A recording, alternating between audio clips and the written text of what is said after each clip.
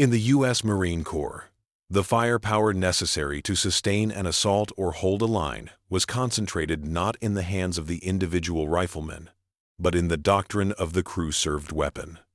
These weapons, heavy machine guns like the M1919, Browning, 60mm mortars, or specialized gear like the flamethrower, were military calculus made physical.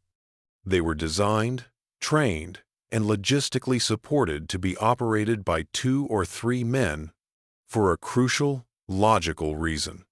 Efficiency is born of division. The M1919 machine gun, a vital instrument of sustained fire, consisted of 3 critical components: the heavy weapon itself, the cumbersome tripod mount, and the countless pounds of linked ammunition. The gunner focused on aiming and firing. The assistant gunner fed the belts, managed the hot barrel, and corrected jams, and the ammo bearer ensured the constant, enormous supply of rounds reached the position. Without this team synergy, the weapon would quickly seize up, run dry, or simply prove too heavy and unwieldy to move. A single Marine, armed with his rifle, was a maneuverable fighting unit.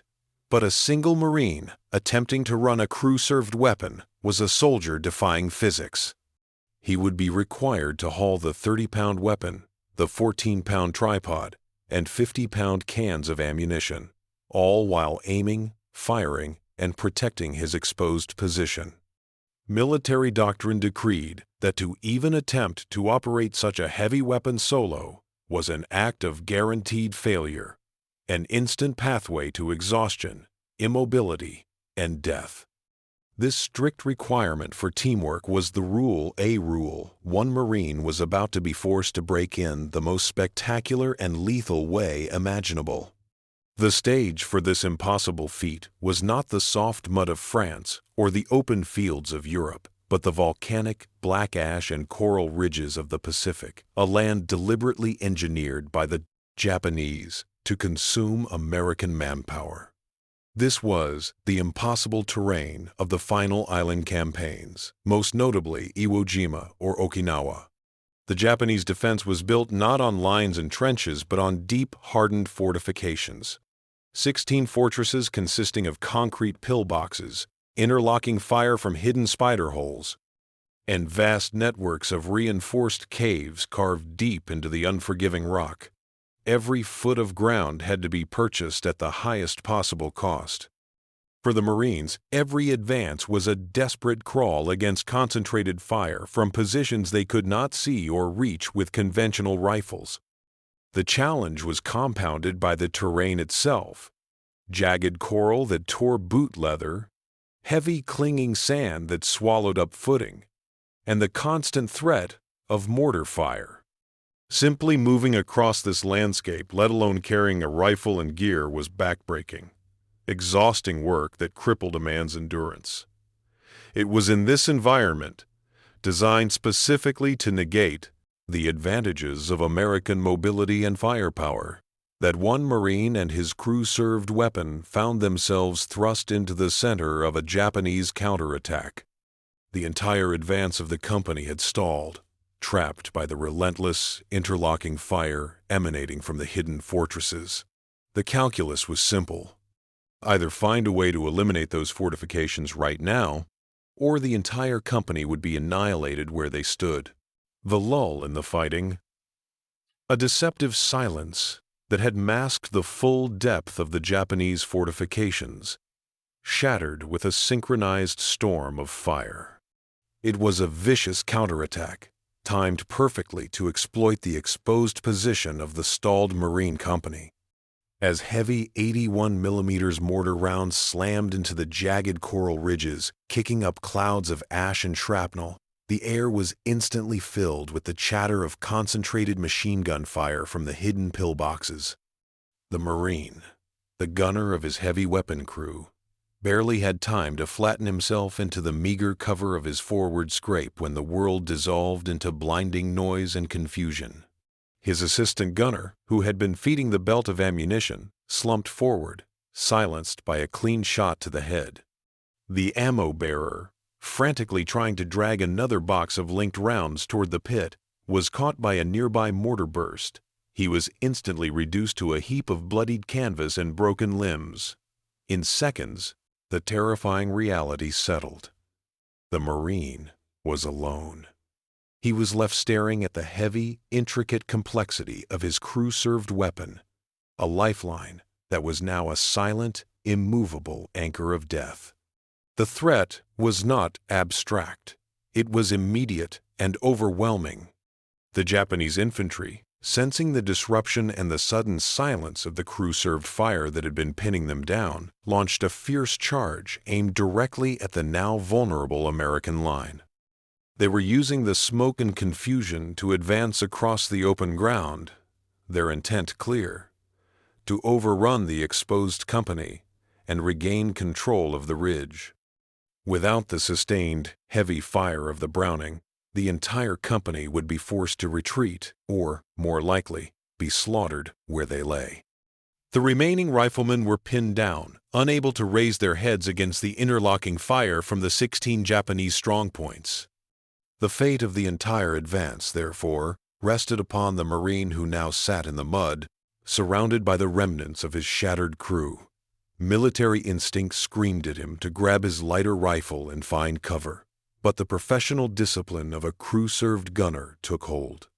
He knew the gun, heavy and complicated as it was the only instrument capable of delivering the fire density needed to stop the advancing infantry and silence the network of machine guns. He had to run the entire system solo, a logistical and physical impossibility, or watch his company die. The choice was made. The weapon was an extension of his duty, and he would not let it fall silent. The first challenge was simply moving the unwieldy beast. The Browning machine gun assembly was a modular design, a necessity for easy transport, but a curse for a single operator. The machine gun itself weighed nearly 30 pounds, but it was useless without the heavy, often muddy, tripod mount, which added another 14 pounds. To sustain fire for more than a minute, he needed ammunition, and the first box of linked rounds added another 50 pounds of dead weight. Under intense fire, in the uneven, jagged terrain of the ridge, the Marine had to combine the roles of 3 men. He was the gunner, the assistant gunner, and the ammo bearer. He could not carry the weapon mounted. He had to break it down. He slung the tripod across one shoulder, the sharp metal edges digging into his flesh, and gripped the weapon body with his other arm, while dragging the box of heavy, linked ammunition by its strap through the clinging mud. Every step was a monumental effort, a draining combination of lift, haul, and sprint. He was exposed every moment. He had to fire from the hip, a reckless position that sacrificed stability and accuracy for mobility, but one he was forced to adopt simply to keep the enemy's head down. The inherent difficulty of this solo operation was immense. When the belt ran out, he had no one to feed the next one in. When the barrel jammed or overheated, he had no one to quickly clear the stoppage. Firing the gun while bracing it against his shoulder was physically agonizing, the recoil intended to be absorbed by the tripod now tearing into his body. Yet he advanced. He realized that to defeat the interlocking fire of the 16 fortresses, he couldn't stay in one spot, but had to deliver short, brutal bursts of fire, then lift the entire unwieldy assembly and sprint 20 yards to a new scrape. He was forced to abandon the sacred doctrine of sustained, fixed fire and replace it with a suicidal doctrine of mobile, concentrated shock. It was a one-man war of attrition against the weight of his own weapon and the entire Japanese defense network, and he knew he had to keep moving, or the weight of the moment and the lead would crush him. The Marines' response to the crisis was not a cautious defense, but a feverish, frontal assault, a desperate, solo offensive that became a brutal 30-minute blitz against the surging Japanese infantry. With the heavy, unwieldy machine gun assembly slung across his body, The Marine leveraged the dense smoke and confusion created by the initial mortar barrage, utilizing his weapon not for sustained defense, but for mobile, concentrated shock. He would sprint low across the broken ground, drag the cumbersome tripod into an improvised firing position, often just bracing the gun against a piece of coral or his own shoulder, and unleash a short, punishing burst of .30 caliber fire. The key to his survival was speed. He knew the Japanese would immediately zero in on the source of the heavy fire, so he would lift the entire 90-pound assembly of gun, tripod, and ammunition and sprint 40 yards to a new, unexpected firing scrape. This frantic, perpetual motion was contrary to every rule of machine gun doctrine, designed to maximize lethality while minimizing exposure time, turning the heavy weapon into a bizarre, mobile shock and awe instrument. He moved like a ghost, firing 50-round bursts that instantly tore apart, advancing enemy squads, quickly lifting the scorching hot weapon before the mortar teams could register the coordinates, and instantly relocating to silence another threat. The Japanese infantry, relying on the expected immobility of the heavy weapon, were psychologically shattered by the sight of the relentless moving stream of fire. They were being systematically shredded by a gun that was mathematically impossible for one man to maneuver. Internally, the Marine was nearing collapse. His lungs were searing from the sprint, his hands were raw from the heat of the barrel, and the recoil of the machine gun tore at his shoulder with every burst. But he could not stop. He was fighting a personal war against both the advancing enemy and the massive physical burden of his own equipment, knowing that every round fired and every inch of ground gained was a direct lifeline thrown to his pinned-down comrades, whose lives depended entirely on the continued, impossible movement of his unwieldy beast. He cleared the immediate threat to the company's flank, but the true challenge, the destruction of the concrete fortifications, remained, and his time and his stamina was rapidly running out. Having cleared the immediate threat to the infantry line, the Marine turned the full, concentrated fury of his solo weapon against the true enemy. The 16 fortresses, the network of interlocking concrete pillboxes and fortified caves that had stalled the entire company advance for hours. This required a profound tactical shift from suppressing infantry to achieving penetration against hardened materials, a task typically reserved for flamethrowers or specialized demolition teams. The Marine had to use the sheer density and kinetic energy of his heavy machine gun fire to exploit the infinitesimal weakness in the enemy's defenses. He moved methodically, utilizing the high rate of fire of the Browning to walk sustained bursts of heavy fire directly into the narrow, sloping embrasure slits of the concrete pillboxes. These slits were the enemy's only firing ports, and therefore their only structural vulnerability.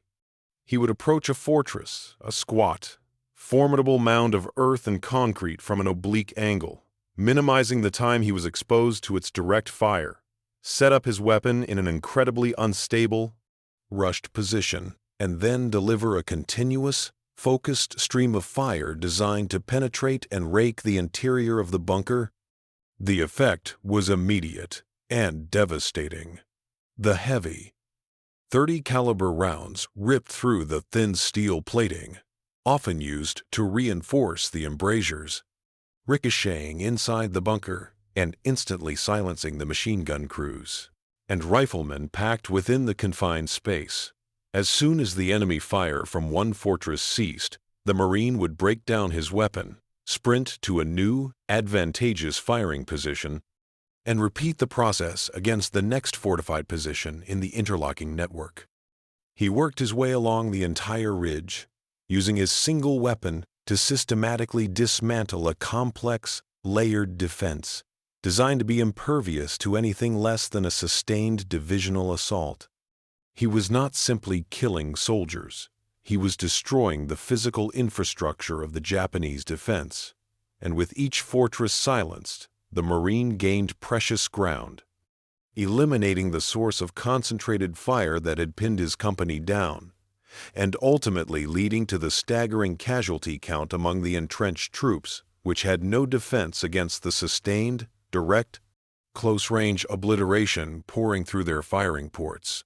When the full, shocking scale of the devastation wrought by the lone Marine's 30-minute blitz was assessed, the numbers defied all conventional military calculation, culminating in the staggering 75-man tally of enemy casualties. This incredible figure was not accumulated through scattered, imprecise fire, but was the direct result of the Marine's mastery of his heavy weapon, compounded by the fatal flaw in the Japanese doctrine of compact, entrenched defense. The Marine had not merely suppressed the enemy, he had engaged in targeted annihilation, using the superior concentration of his crew-served weapon to sweep and obliterate the tight quarters inside the 16 fortresses. Because Japanese pillboxes and caves were designed for maximum efficiency in minimal space, infantry and gun crews were packed tightly together behind the embrasures. When the unrelenting heavy bursts of .30 caliber fire tore through the narrow firing slits, the ricocheting rounds created a lethal, contained storm inside the concrete structures, killing every man within the confined space almost instantaneously. In one single fortress, an estimated 5 to 8 troops might have been eliminated in a single burst, with no possibility of escape or medical aid. The sheer, relentless speed with which the Marine executed his offensive meant that the enemy troops, having no time to retreat into the deeper tunnel system, were caught completely exposed. Furthermore, the concentrated fire effectively destroyed 2 key Japanese staging areas immediately behind the front line, which were filled with reserve infantry waiting for the counterattack orders. This massive, statistically impossible loss of manpower in a localized area represented not just the loss of 75 soldiers, but the total destruction of 2 platoon-sized fighting forces, crippling the Japanese ability to mount any organized, sustained counterattack for the remainder of the battle. The psychological impact on the surviving Japanese units was devastating. They had faced artillery barrages and airstrikes, but they were now defeated by a single, tireless source of concentrated firepower they could not locate, suppress, or kill. The Marines' impossible feat transcended mere heroism. It delivered a decisive strategic victory that fundamentally broke the Japanese military calculus on the ridge, achieving the goal of breaking the interlocking defense. The core strength of the Japanese fortifications lay in their sophisticated defensive network, which was not built around individual bunkers, but around mutually supporting fire zones. The guns of Fortress 1 covered the approach to Fortress 2, whose guns covered Fortress 3, creating a deadly crossfire designed to shred any advancing Allied unit caught in the open. For hours, the entire American company had been stalled, immobilized by this deadly, overlapping web of machine gun fire. The moment the Marine ran solo, he directly defied this system. By physically maneuvering the heavy weapon from position to position, he systematically achieved sequential destruction. He didn't just suppress the guns, he eliminated them permanently. With Fortress 1 silenced, he had a brief, safe window to attack Fortress 2 from an oblique, unexpected angle. With Fortress 2 gone, the deadly crossfire targeting Fortress 3 was lifted, enabling its rapid destruction. This systematic chain reaction annihilation of all 16 fortresses completely dissolved the integrity of the Japanese line within that crucial 30-minute period. The Marines' actions effectively neutralized the sophisticated layered defense and provided the final, decisive opportunity for the pinned-down American company to advance. When the order finally came, the company swept forward rapidly, meeting minimal resistance in the previously impenetrable sector. The solo action had successfully bypassed the need for hours of costly artillery preparation or heavy engineer support, proving that the sheer will and ingenuity of one man, armed with the firepower designed for 3, could shatter a strategic defense and transform a bloody stalemate into a massive tactical breakthrough. The legendary action of the lone Marine running the two-man weapon solo is the definitive testament to the principle of courage versus calculus, a moment where the sheer force of human will and professional discipline completely annihilated the limits imposed by logistical doctrine and military engineering. This incredible feat, which saw a single man, alone on a hellish ridge, systematically destroy 16 fortresses and inflict a crushing 75-man tally of casualties in a relentless 30-minute blitz, stands as an impossible achievement that defied every established rule for the operation of crew-served weapons. The heavy machine gun, designed for sustained, fixed fire and requiring the combined strength and logistics of 3 men, was transformed in the hands of this single Marine into a mobile, precision instrument of annihilation, its concentrated fire expertly utilized to penetrate the narrow embrasures of the concrete pillboxes. The Marine absorbed the roles of gunner, assistant gunner, and ammo bearer, running a personal, excruciating marathon against the weight of his own equipment and the constant, overwhelming fire of the entrenched enemy. His sacrifice was not merely personal heroism, but a profound strategic necessity. By breaking the deadly, sophisticated network of interlocking defense that had stalled the entire company, he did more than just save his unit. He achieved the critical, tactical breakthrough necessary to secure the ridge and continue the advance. His individual actions effectively nullified the sophisticated, layered defense of the Japanese, proving that even the most meticulously engineered fortifications are ultimately vulnerable when faced with a concentrated, mobile point of destructive force. This story transcends the simple bravery narrative.